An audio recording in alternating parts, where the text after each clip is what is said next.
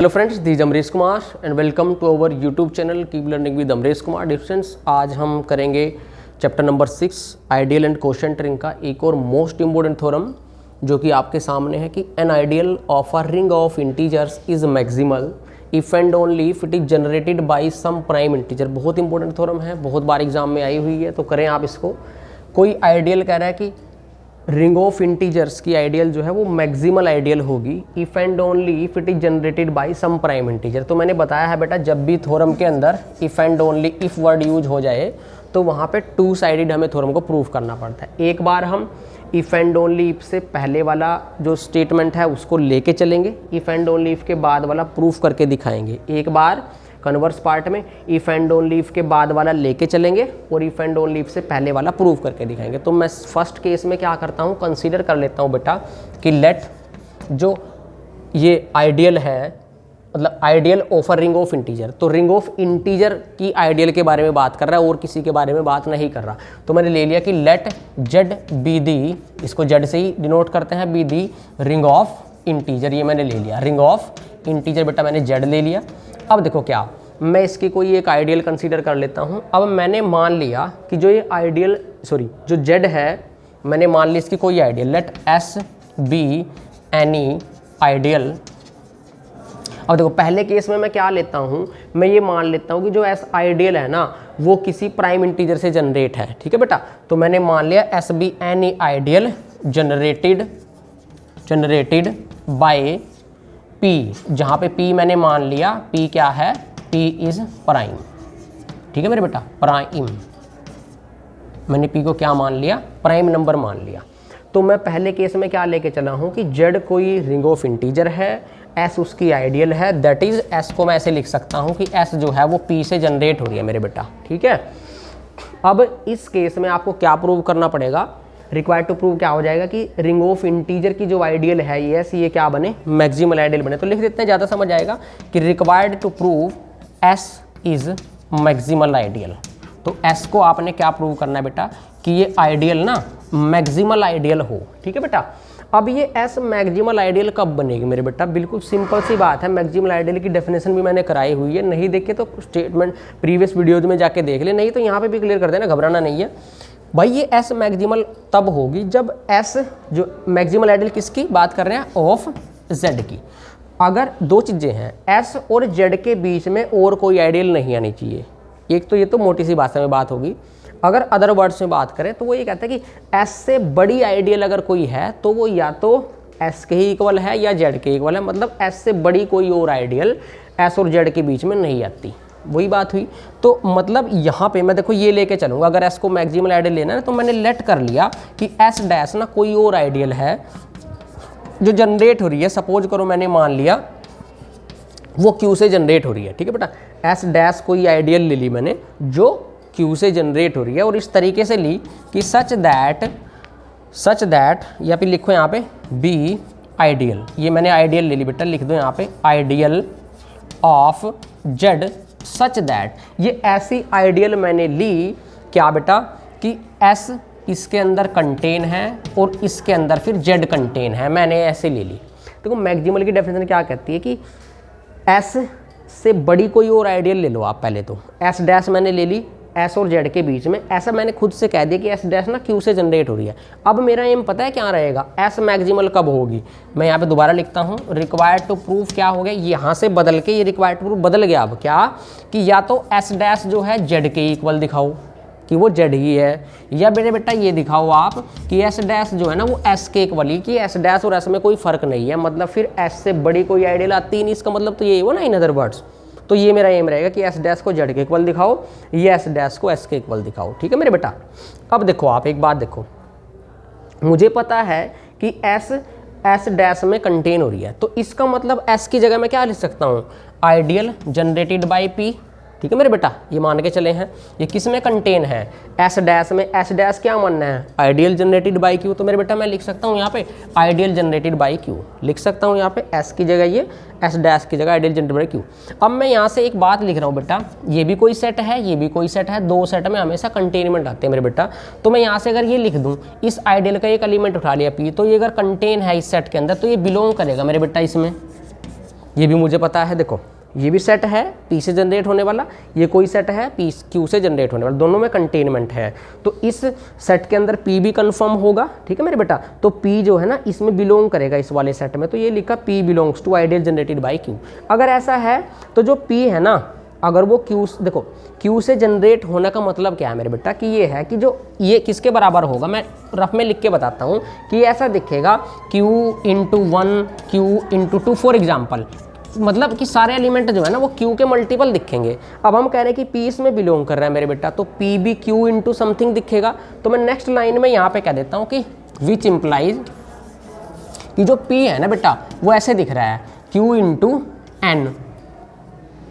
जो P है वो मैंने डायरेक्ट कह दिया कि P जो है कैसा दिख रहा है, P बराबर QN, जहाँ पे N कोई इंटीजर है, for N belongs to Z।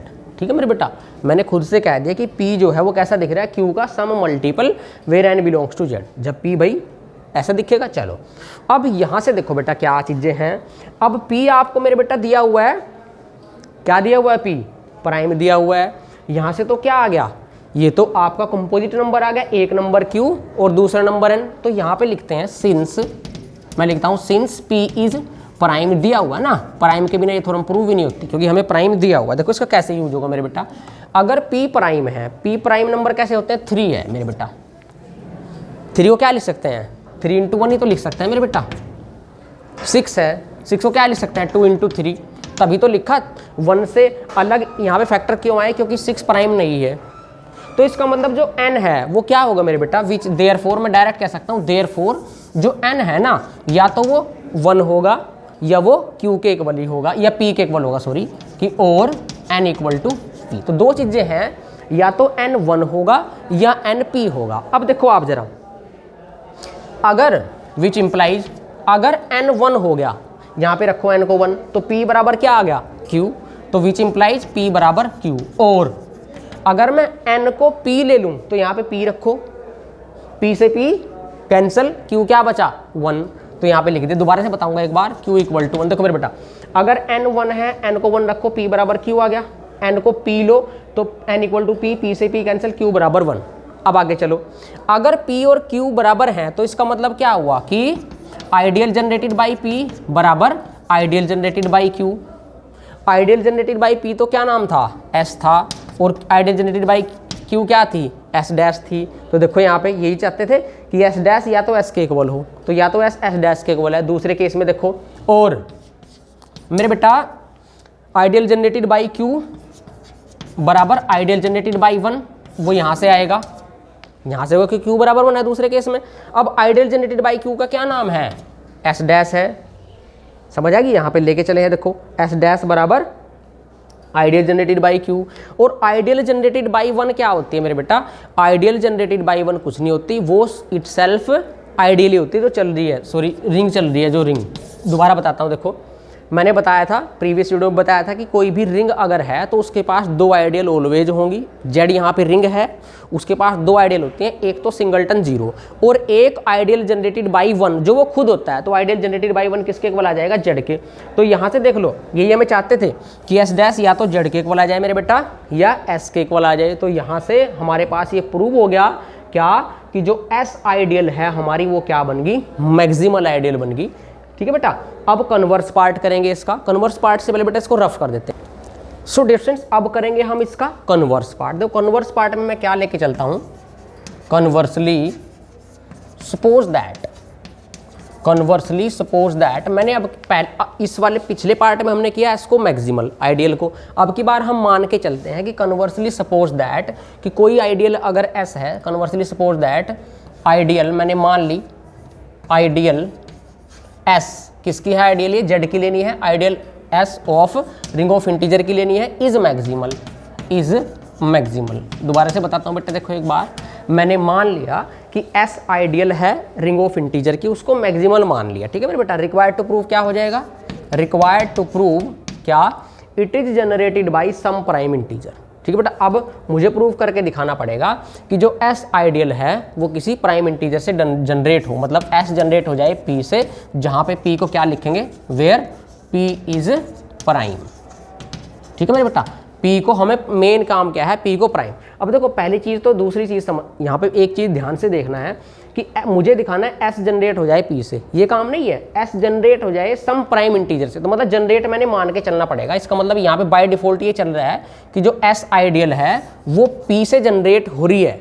तो यहाँ पे आप कन्वर्स सपोज यही करना कि सपोज दैट S बराबर आइडियल जनरेटेड बाई P, ठीक है, इज मैक्सिमल वेयर। अब ये अलग केस है कि रिक्वायर्ड टू प्रूव, तो मुझे यहाँ पे लिख दिया मैंने required to prove P is prime, मतलब P को मेन काम क्या है, प्राइम प्रूव करना है। मैं कन्वर्स में इसको थोड़ा उल्टा मानता हूँ कि सपोज इफ कॉन्ट्राडिक्टिव प्रूव करेंगे बेटा, सपोज इफ बताता हूँ कॉन्ट्राडिक्टिव प्रूफ क्या होता है। सपोज इफ पॉसिबल कि P जो है ना वो प्राइम नहीं है। अगर P प्राइम नहीं है तो वो कैसा नंबर है, कंपोजिट नंबर है, मतलब दो नंबर्स का मल्टीपल दिखेगा, A इंटू B, P ऐसा दिखेगा। अब यहाँ पे ना तो A1 है और ना B1 है, क्यों, देखो दोबारा से बताता हूँ। अगर P प्राइम हमने नहीं माना, सपोज इफ पॉसिबल, ऐसे लिख दो, सपोज इफ पॉसिबल, पूरा लिखो अच्छे से, suppose if possible P is not prime. बेटा अगर P प्राइम नहीं है मतलब दैट इज वो क्या है, कंपोजिट नंबर है, कंपोजिट नंबर। अगर वो कंपोजिट है तो कैसे दिखेगा, विच इंप्लाइज P कैसा दिखेगा, ए बी टाइप दिखेगा, ना तो A1 होगा और ना B1 होगा, क्योंकि अगर A और B में से कोई एक 1 हो गया तो P बराबर, फिर तो क्योंकि प्राइम है 3 बराबर 3 इंटू 1 लिख सकते हैं, क्योंकि 1 नहीं होना चाहिए उसमें, तो A ना 1 है ना B1 है। अगर मैंने ऐसा मान लिया तो होगा क्या, देखो मैं ये लिख सकता हूँ क्या, मुझे बताना आपकी नाउ लॉजिक लगाएंगे, कॉन्ट्राडिक्शन लानी है कि आइडियल जनरेटेड बाई P वो आइडियल जनरेटेड बाई A में कंटेन है मेरे बेटा, और आइडियल जनरेटेड बाई 1 ये आइडियल जनरेटेड बाई 1 में कंटेन है, जो कि Z के इक्वल है। लिख दो एक बार फिर बताना मुझे, and ideal generated by P contain है आइडियल जनरेटेड बाई B, और ये भी कंटेन है आइडियल जनरेटेड बाई 1 और बराबर Z। देखो ये समझते हैं इसको, अगर P बराबर AB है, देखो मैं एग्जाम्पल से समझाता हूँ मेरे बेटा। P मान लिया आपके पास कोई भी नंबर मान लो 15 है मान लिया, इसको मैं लिख सकता हूँ 3 इंटू 5, ठीक है बेटा। तो देखो जो आइडियल, इसने कहा कि आइडियल जनरेटेड बाई 15 वो किससे छोटी है, आइडियल जनरेटेड बाई A से, A मान लिया 3 है। अब आइडियल जनरेटेड बाई 15 और आइडियल जनरेटेड बाई 3, ये भी एक सेट है वो भी एक सेट, दोनों में से बड़ा कौन सा है मेरे बेटा, इसमें कैसे लिमिट जाएंगे, 15 का मल्टीपल 15 दूनी 30, 15 तिया 45, ऐसे मल्टीपल जाएंगे 15 के। इसमें क्या जाएंगे, इसमें तो 3 के मल्टीपल जाएंगे मेरे बेटा, 3, 6, 9, 12, 15 एंड अप टू 100। तो बड़ा कौन सा है, दिख नहीं रहा, उसमें ज़्यादा एलिमेंट जा रहे हैं, समझ आ रही है बात, ये तो वो वाला बड़ा होगा हमेशा। तो यही तो लिखा है ideal generated by P contain in ideal generated by A, और कह रहे वो कंटेन है आइडियल। अब 1 से कोई एलिमेंट अगर सेट जनरेट होगा तो क्या होगा, 1 के मल्टीपल 1, 2, 3, 4, इसमें तो सब कुछ आ गया, ये तो सबसे बड़ा है जो खुद Z है, रिंग ऑफ इंटीजर, ठीक है मेरे बेटा। चलो अब ये समझाने के लिए बताया मैंने आपको, ऐसे भी फिर होगा, इसको मैं रफ कर देता हूँ यहाँ से। अब आगे चलते हैं, मेन जो पार्ट है हमारा अब शुरू होगा। अब देखो बेटा, मैं अगर ये ले लूँ, मैंने कहा नाउ मैं इसको लेके चलता हूँ कि आइडियल जनरेटेड बाई P जो है वो आइडियल जनरेटेड बाई A से छोटा है। मैंने कहा कि विच इम्प्लाई जो P है ना मेरे बेटा वो कहाँ बिलोंग करेगा, ये आइडियल जनरेटेड बाई A, कैसे एलिमेंट जाएंगे इसमें, A M where M belongs to Z। मैंने जनरली लिख दिया, जो आइडियल जनरेटेड बाई A है इसमें कैसे एलिमेंट होते हैं, A के मल्टीपल, मैंने मान लिया। तो अगर P इसमें बिलोंग कर रहा है तो P भी कैसा दिखेगा, A का सम मल्टीपल दिखेगा। मैंने नेक्स्ट यहाँ पे कह दिया मेरे बेटा कि विच इम्प्लाइज कि जो P है ना P वो कैसा दिख रहा है, A इंटू N दिख रहा है, जहाँ पे N क्या है, बिलोंग्स टू Z, N कोई इंटीजर है, ठीक है मेरे बेटा। दोबारा से देख ले, मैंने क्या कह दिया कि P बराबर कैसा दिखेगा, A इंटू N दिख रहा है, जहाँ N कहाँ बिलोंग कर रहा है, Z को। लेकिन P हमें प्राइम दिखाना है, तो P तो हमारा क्या होना चाहिए, A इंटू सम इंटीजर दिखना ही नहीं चाहिए। अब देखो यहाँ से मैं क्या कर सकता हूँ बेटा, हमें दिया क्या है कि जो आइडियल S हमने ली है वो क्या है, इसका भी यूज करो ना, ये मैक्सिमल आइडियल हम लेके चल रहे हैं, ठीक है मेरे बेटा। अब देखो अगर आइडियल जनरेटेड बाई P, यहाँ से इसको लो इसको लो, देखो बेटा ये कह रहा है कि जो S आइडियल है वो मैक्सिमल है। अब यहाँ क्या है, जो ये एस आइडियल है वो पी से जनरेट हमने माननी है, तो ये आइडियल हम कह रहे हैं कि इससे बड़ी आइडियल जनरेटेड बाई ए वो इन दोनों के बीच में है, जेड के और इसके, ऐसा तो होना ही नहीं चाहिए। उसको हटाते हैं अभी, तो इसका मतलब तो मैं लिखता हूँ यहाँ पे, इसको हटा दो एक बार आप, यहाँ पे ये लिखो, इससे आ जाएगा कि since S is prime, prime नहीं maximal, sorry, S is maximal ideal. S जो है वो मैक्सिमल हम लेके चले हैं इस केस में, अगर एस मैक्सिमल है मतलब पी, एस का नाम ही पी है, आइडियल जनरेटेड बाई पी, तो इसका मतलब जो आइडियल जनरेटेड बाई ए है, देयरफॉर जो आइडियल जनरेटेड बाई ए है या तो वो आइडियल जनरेटेड बाई पी के ही इक्वल है खुद, या ये और ये आइडियल जनरेटेड बाई ए जो है वो किसके इक्वल है, या आइडियल जनरेटेड बाई 1 के इक्वल है, मतलब जेड के। दोबारा से देख लो मेरे बेटा, अगर ideal generated by P maximal है तो इससे बड़ी कोई आइडियल नहीं होगी। हम कह रहे हैं सिंगलटन ए, ये आइडियल जनरेटेड बाई ए है इससे बड़ी, तो या तो ये इसके पी के ही इक्वल होगी, या ये ए जेड के मतलब आइडियल जनरेटेड बाई 1 के इक्वल होगी। आप इस वाले केस से देखो मेरे बेटा, यहाँ से क्या हो रहा है, इसका मतलब तो अगर आइडियल जनरेटेड बाई ए बराबर आइडियल जनरेटेड बाई 1 है तो ए और 1 क्या है बराबर, लेकिन क्या ए 1 के बराबर हो सकता है? हम तो यहाँ ये मान के चले कि ए नॉट इक्वल टू 1। इसका मतलब क्या है मेरे बेटा, ये एक कॉन्ट्राडिक्शन है, which is a contradiction to a not equal to 1, क्योंकि हम कह रहे हैं कि ए नॉट इक्वल टू 1। अब हमने दिखाना है कि जो आइडियल जनरेटेड बाई कि बी भी 1 के इक्वल आएगा तो वो कॉन्ट्राडिक्शन आ जाएगी। देखना कैसे, अभी बताऊंगा। अभी तो मैं ये वाले केस से कराना कॉन्ट्राडिक्शन की ए इक्वल टू 1। अब एक बच रहा है ये वाला, इसको भी लेके चलो। नाउ क्या है ये, आइडियल जनरेटेड बाई ए बराबर आइडियल जनरेटेड बाई पी, इससे लेके चलते हैं। इसका मतलब समझते हैं, देखो ये मैंने दिखाई दिया, यहां से ये लिख सकता हूं क्या कि विच इंप्लाइज, ऐसे कह सकते हैं कि A belongs to ideal generated by P का मतलब P M, where M belongs to Z. देखो दोबारा से, यहाँ पे क्या है बेटा, जो हमारा ए है यहाँ से ये कह सकते हैं कि वो बिलोंग करेगा पी का मल्टीपल, तो ए कैसा दिखेगा, ए तो ऐसा कह सकता है कि पी इंटू एन दिखेगा, जहाँ पे एन बिलोंग करेगा जेड में, कि ए बराबर पी इंटू एन दिखेगा। अब देखो तुम यहाँ से, जो मेरा पी है वो तो कैसा दिख रहा है, ए इंटू बी। अब यहाँ पे अगर मैं यूज करूं किसकी वैल्यू, P की वैल्यू, ठीक है बेटा, P की वैल्यू यूज कर लो आप। वहां पे P क्या है, ए बी है, तो यहाँ पे पुट करो विच इंप्लाइज ए बराबर P की वैल्यू क्या है, ए बी। यह लिख दिया मैंने बेटा, ए बी इंटू एन। तो देखो ए से ए तो हो गया कैंसल, तो यहाँ से क्या आ गया कि भाई 1 बराबर बी एन है, यहाँ से ये आ गया ना 1 बराबर बी एन। देखो अब ध्यान से क्या होगा भाई, ये कह रहा है कि बी भी कोई इंटीजर है, बी भी तो कोई इंटीजर ही है, एन भी कोई इंटीजर ही है। क्या 2 इंटीजर की मल्टीप्लाई 1 आ सकती है यहाँ पे पॉजिटिव के केस में, ठीक है, क्योंकि बी भी कोई इंटीजर है बेटा और एन भी क्या है, कोई इंटीजर है। नेगेटिव का केस यहाँ पे नहीं चल रहा, वैसे तो -1 भी 1 हो सकते हैं, लेकिन क्या -1 के अलावा यहाँ पे बी और एन हो सकते हैं कुछ, तो इसका मतलब तो एक ही पॉसिबिलिटी है कि बी भी 1 है और एंड एन भी 1 है। भाई 1 और 1 की प्रोडक्ट तो 1 आएगी। हमने कह दिया कि b बराबर 1 है, क्या b बराबर 1 हो सकता है? यहाँ तो कह रहे हैं b नॉट इक्वल टू 1 है, तो इसका मतलब फिर से क्या आ गई, कॉन्ट्राडिक्शन आ गई। यहाँ 2 चीज़ें थी, या तो a p के बराबर या a 1 के बराबर। a 1 के बराबर लिया तो कॉन्ट्राडिक्शन आ गई, दूसरा केस लिया तब भी कॉन्ट्राडिक्शन आ गई। कुछ तो इनमें से एक तो होना चाहिए था ना, इसका मतलब दोनों ही नहीं हो रहे, तो इसका मतलब जो हम लेके चले हैं वो गलत है। क्या लेके चले थे, suppose if possible p is not prime, इसका मतलब p क्या है, प्राइम है। यही हमें इस थ्योरम में प्रूव करना था। वीडियो कैसी लगी, थ्योरम कैसी लगी, लाइक करें, अच्छी तो लगी होगी यार, डेफिनेटली लाइक जरूर करें, क्योंकि एक लाइक बहुत मोटिवेशन देता है आपका।